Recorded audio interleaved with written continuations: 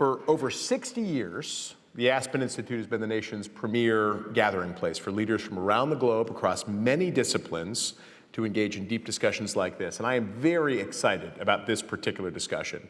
Before I start, let me say a quick thank you to my good friends at the Aspen Institute Energy and Environment Program, particularly Greg Gershony, Kitty Pollack, and Tim Mason, for their continuous commitment to robust bipartisan engagement on climate and clean energy. Very important and somewhat unique at Aspen. Now, climate is obviously an enormous challenge, and I believe the two most important questions we have to answer about that, which we'll get into today, are first, how can we ensure that everyone has access to reliable and affordable energy while lowering emissions? And second, what are the public policies that we need to address that challenges that can pass in a divided government, which I understand we now have. We've got an expert on that here. Over the past 3 years, we've seen America's largest electric utilities, such as Dominion, Florida Power and Light here in Florida, Southern Company, Xcel, Duke Energy, PSEG, and others commit to reaching net zero emissions by 2050, enormous progress. And meanwhile, House Republicans have crafted a policy framework put forth by the Energy, Climate, and Conservation Task Force last summer as part of their commitment to America, which they're now planning to roll forward in the 118th Congress. It's an honor to be joined by two of the best people in America to help us unpack all of this. Diane Leopold is the Executive Vice President and Chief Operating Officer of Dominion Energy. She's the senior executive responsible for all of the company's operating segments and related construction and, vitally, innovation functions. And Representative John Curtis is known for his reputation in the 3rd Utah Congressional District as somebody who gets things done. He founded the House Conservative Climate Caucus, which now has nearly 80 members, and is a leading voice in the Republican Party for pragmatic climate solutions. So please join me in a round of applause for two fantastic leaders. So Congressman Curtis, let me start with you. Before we get into the policy questions, it feels like maybe a mistake was made. Your bio here says you're a Republican, and yet you're here at this big climate confab. You know I'm here with you. But is there an emerging trend that people should pay attention to here? Why is it that you're here? Can we just enjoy this moment? Yeah. I'm a Republican, and I'm here to talk climate.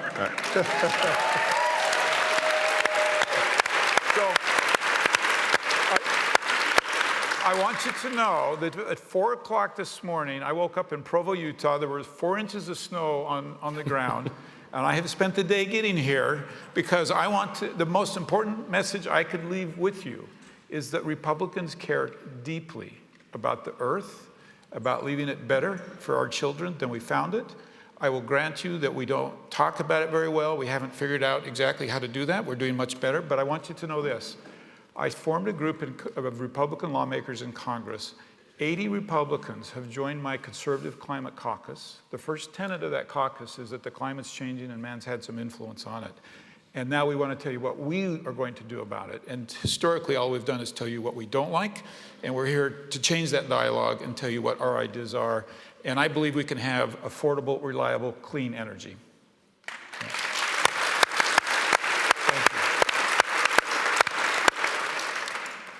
Diane, let me turn to you.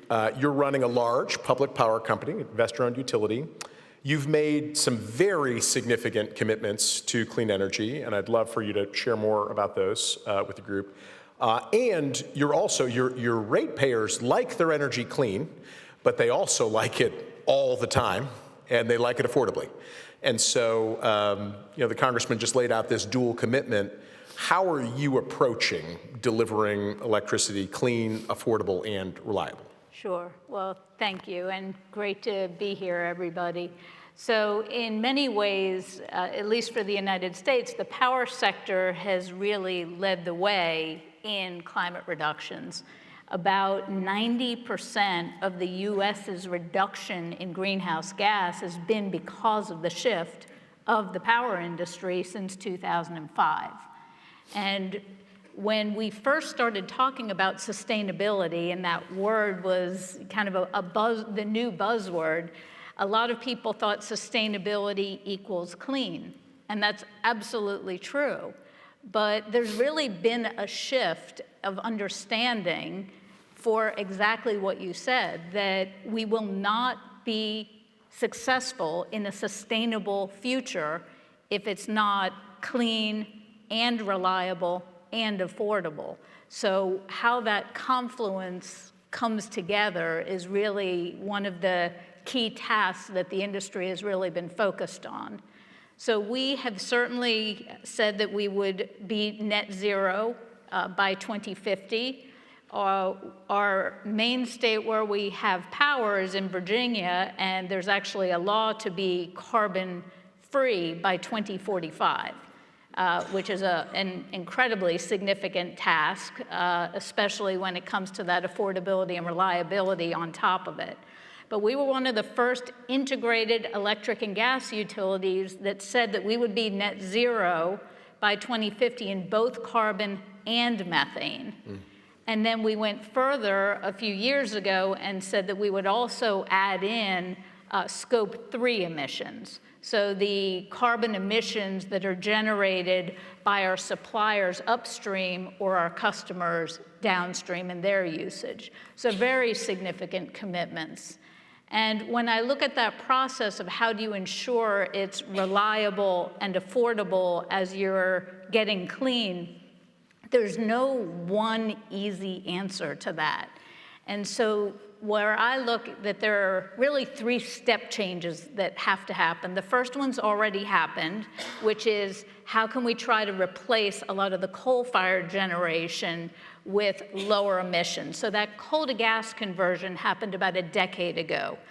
And just to give you an idea, our own carbon emissions in our company reduced by about 46% from that process alone, so roughly half. Now we are developing an enormous amount of solar and wind and battery. We have about 7,500 megawatts of solar in development. We are building the largest offshore wind farm in North America right now off the coast of Virginia, and we are in the early stages of putting in batteries, and the battery technology still has to develop, but so that's step 2. You have the coal to gas conversion, then you have the solar, wind, and batteries, and then there's still another step. That gets you maybe 80% of the way there to that net zero. And so it's innovation and it's technology that's going to allow that reliability, both grid technology as well as generation technology like green hydrogen, carbon capture, and advanced nuclear. That's a lot. It is. That's a lot. So, Congressman, hearing all of that, enormous challenges, so they need to build an enormous amount of new stuff to replace the old stuff, and they need to innovate these new technologies. As you think about that, and you think about the debates that you're having, that you'll be having tomorrow when you head back for votes on the Energy and Commerce Committee. For those of you that don't know, that's kind of the everything committee that runs most of everything. What do you think are the policies that could help utilities like Dominion that are trying to meet these net zero commitments? What are the things that you're keyed in on that you think you could convince your Democratic colleagues to come along on in this agenda? So one of my biggest regrets about Congress is that all of you see when we don't get along. And that makes the cable news and it makes social media. And I think you'd all be pleasantly surprised how much we actually get along and work well together. But if we're honest, that's boring and it doesn't make the news. And so there is actually more we agree on climate than what we disagree. And so let me just give you some specifics. I like to put things in 3 buckets. So the first bucket is renewables. Republicans are great with renewables. I think there may be a slight difference in how much we do with renewables, but Republicans are very supportive of renewables. The second bucket I would call emerging technologies. Republicans and Democrats are all behind fusion, all behind hydrogen, and some of these emerging technologies and batteries and things, and you'd find great consensus there. The third bucket, I think, is where you would find the disagreement to some degree, and that's fossil fuels and the role that fossil fuels play. Republicans, is a stereotype, like to point out how fossil fuels can be used to reduce emissions. I like to challenge my Democratic colleagues with this question. Do you hate emissions or do you hate fossil fuels? And a lot of them hate fossil fuels. But I think it's better to say we hate emissions. And so now let's talk about which fossil fuels are better to reduce emissions than others. And so there's really quite a bit that we actually do agree on. And I know we're going to touch on this. Maybe I'll segue into the next thing, which is permitting reform, yep. Which is there's a really wide open path right now in Congress for permitting reform. Yeah. Well, so as you say it, every single one of those new projects, every one of them begins with a permit, right? And those permits are issued by the federal government, by state and local governments, by the intermediate power markets and things. And in many cases, those can stretch to a decade or more to complete. And so I wonder, Diane, I wonder if you have thoughts on what needs to be changed about the permitting process to actually enable, companies to go and build what they need to build to hit these ambitious targets. Yeah, I'll give you a very simple answer is a clear path. There you go. You like that, don't you? Yeah, because as you say, it can take years. And these are multi-billion-dollar commitments that have to be made by companies, and it's a lot of capital at risk. We want transparency. Nobody's looking to bypass the process. Everybody, wants to make sure that it's thorough, but you do want to have a path that it's going to take roughly this long, and at the end of it, if you do these things, you will be able to build. Yeah, so certainty, some certainty to justify the enormous billion-dollar investments. Exactly. Yeah. Well, given the conversation that just happened, I have to ask the congressman at least one more question. He knows something about public opinion amongst Republicans, and Mr. Steyer, who was just on stage, we noticed in the back, talked a little bit about public opinion around climate amongst Republican voters. How do you see that when you go back, when you're in your town halls, when you're talking to your voters? How do you see where they are on the issue? So to give you some context, I represent a county that's called Carbon County. And I love to say to my colleagues back in Washington, what do you suppose they do in Carbon County? Yeah. And it won't surprise you that for decades and decades and decades, they have mined coal. They have a coal-fired plant there. And they're quite troubled by the climate dialogue because it threatens their livelihood. In redistricting, I picked up a new area. It's called the Uinta Basin, and they do oil and gas. And I went to introduce myself as a new member of Congress that would represent them. And their first response was, "Oh, wait a minute, you're the climate guy. This isn't going to work." And over a series of conversations with them, they actually gave me my highest percentage in re-election. And the reason why is I was able to convince them that I saw them as part of the solution, not the problem. And when we approach these communities, and instead of saying you're bad, you're evil, what you do is bad, and demonize them, instead of that, we say, look, you can be part of the solution. They're engaged. So I can literally go to a town hall meeting, and Tom before I said he could get like 75% depending upon how you ask the question. I can get 100% of the people depending upon how I ask the question. If I go to Carbon County and I say, how many of you want to leave the earth better than you found it? I will get 100%. Of course. I think we're born with this innate desire. And so the question is, how do we change the way we talk about this to bring these people with us instead of fight us? I mean, so much of this is how we talk about the issue, focusing on emissions as opposed to fossil fuels, making sure that when we talk about clean, we talk about affordable and reliable right alongside it. Thinking just about the permitting reform debate, this is a place that the Aspen Institute has led significant research and dialogue.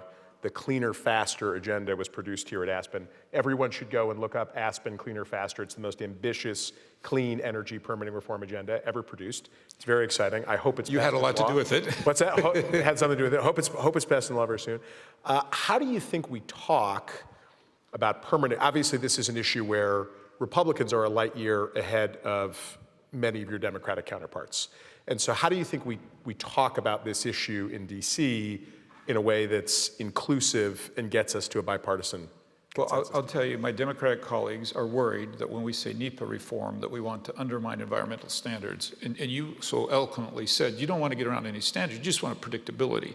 And so if we can talk about, look, we're not going to touch environmental standards, but we do need to put predictability and speed into this. It's as hard to permit a wind farm, a solar farm, as it is a pipeline.